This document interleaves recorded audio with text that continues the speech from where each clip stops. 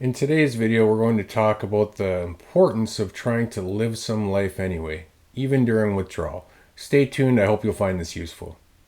Who are you living for? What are they asking for?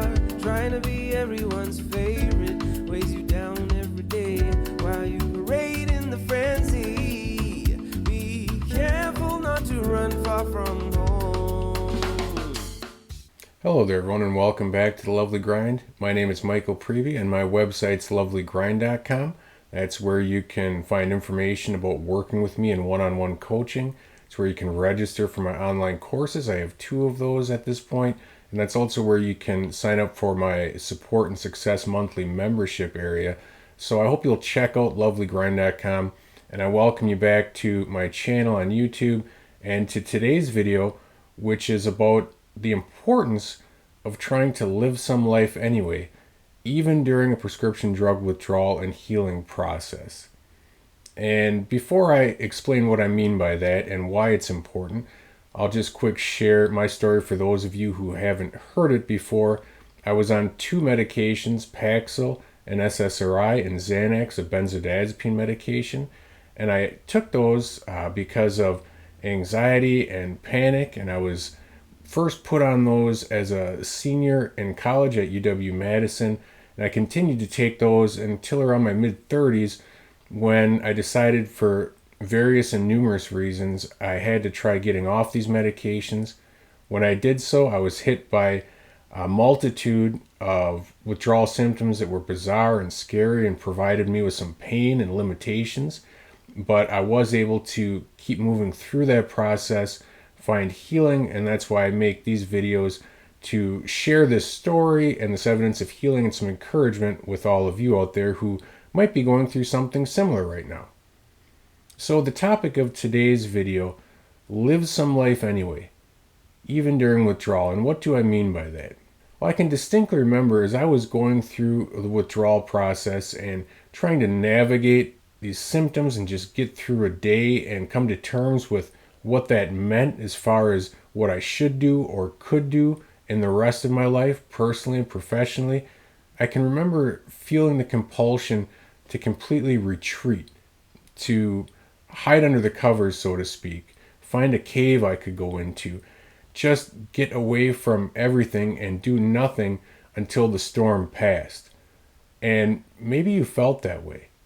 It's very understandable to feel that way, because sometimes there's a lot of pain when we try to engage in activities. I mean, at first I can remember it being painful after I would eat and my body was asked to digest food. That demand, that run-of-the-mill demand of my body, felt painful.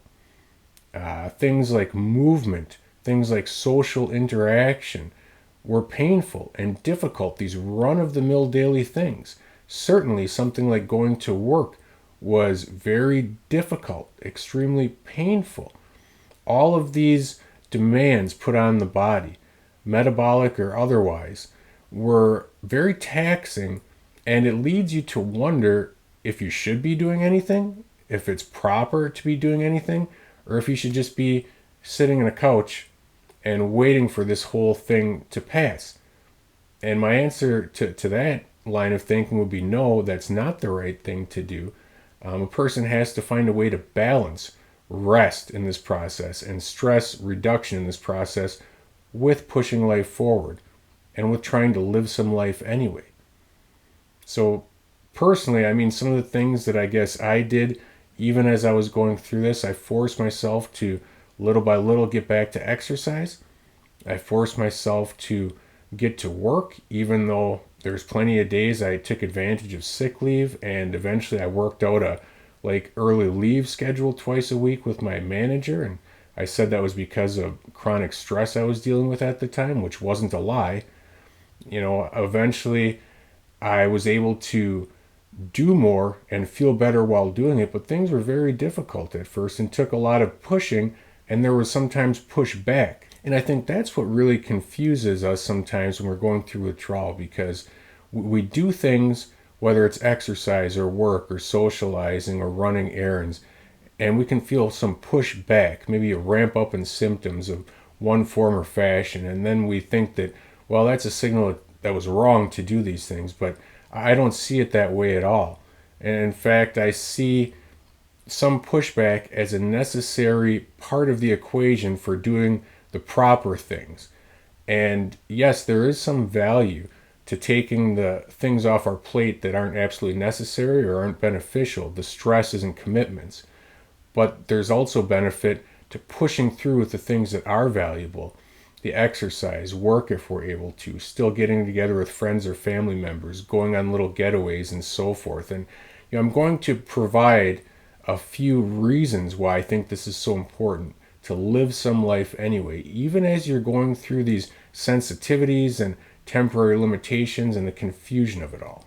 First, making it a point to live some life anyway helps with coping, because a person's going to have to pass the time one way or another. So there's two options. You pass it trying to do nothing, and then are left with nothing but a huge expanse of time to stay stuck in ruminations, stuck in one's head, stuck focusing on the same old worries and questions and pains all day long.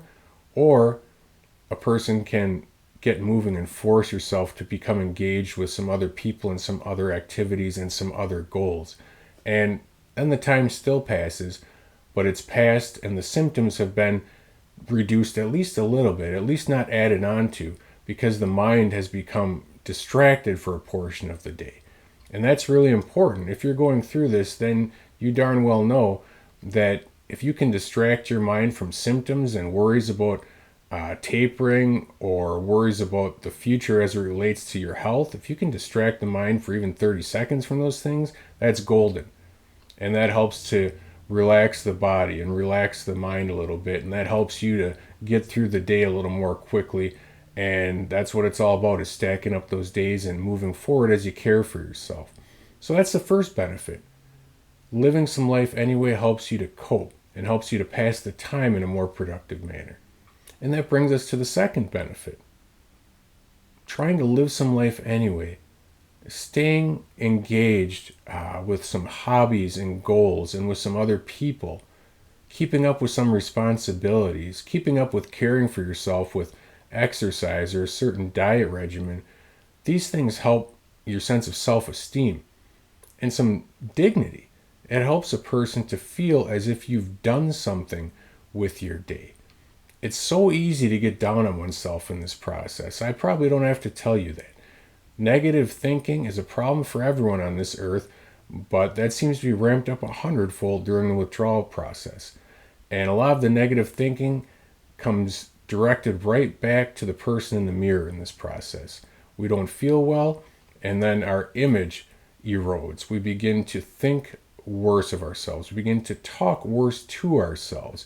We might allow ourselves to be the one who's tearing us down or telling us negative prognostications about our future. And before you know it, that can all add up to feeling worthless, right? And that's not a good place to be.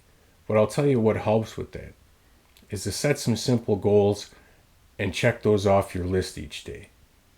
Or at the very least, if you have to, for a family member to provide, you keep up with some responsibility at work, or for yourself to provide.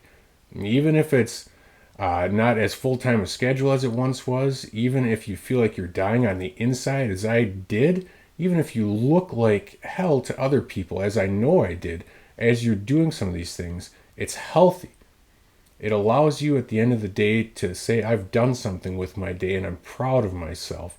And that's a very, very important thing to maintain some decent self-esteem and decent self-talk during this process. Also, having an approach that tries to live some life anyway, even during withdrawal, helps to mitigate future PTSD type struggles that you might have after the dust begins to settle on the process a little bit. And what do I mean by that? Well, we all know there can be a lot of traumatic experiences in the withdrawal process. The symptoms and the things we're forced to endure that maybe are so hard to even talk to others about, there can be a lot of trauma that comes with the process. But if you make it a point to live some life anyway, then right alongside some of those painful memories, you're going to have some positive memories. And so when you look back in the future, at a time 6 months prior or a year or two prior. You're not going to remember only the symptoms and the dark struggles, but you're going to remember some moments of light and levity and some times of meaningful interaction, maybe with loved ones, because you pushed yourself to do some things with them, even if you weren't feeling at the top of your game. So it really creates good memories alongside the bad ones that then help to push those bad ones out and balance the scales a little bit, so that you're not just looking at any period of your life as a throwaway. And I guarantee you, if you're working through this process, it's anything but a throwaway period. It's some of the most important work that you can do for yourself to get off these meds, stay off them, get yourself healthy, and then move forward with your life.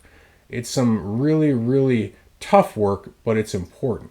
And so if you can have an active participant approach to this and remind yourself that your efforts are going to matter each day, and then also try to live some life anyway, to maybe say yes to someone who asks you to go for a coffee or to a baseball game, or get together to watch something on TV, or go to a movie, or go on a camping trip, or to a cottage, or whatever it is.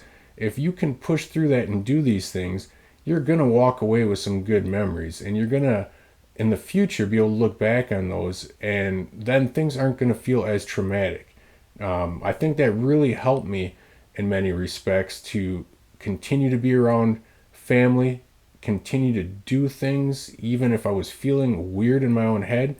It helps a person to feel a little more normal in a process that tries to convince you you're very abnormal. And in the future, you remember the good moments too. And that really does help to take away from the traumatic aspect of it all when the dust settles. And finally, why is it important to keep trying to live some life anyway, even during this difficult process? Well, it's beneficial because it helps to prevent atrophy of body, mind, and spirit. Atrophy comes from inactivity.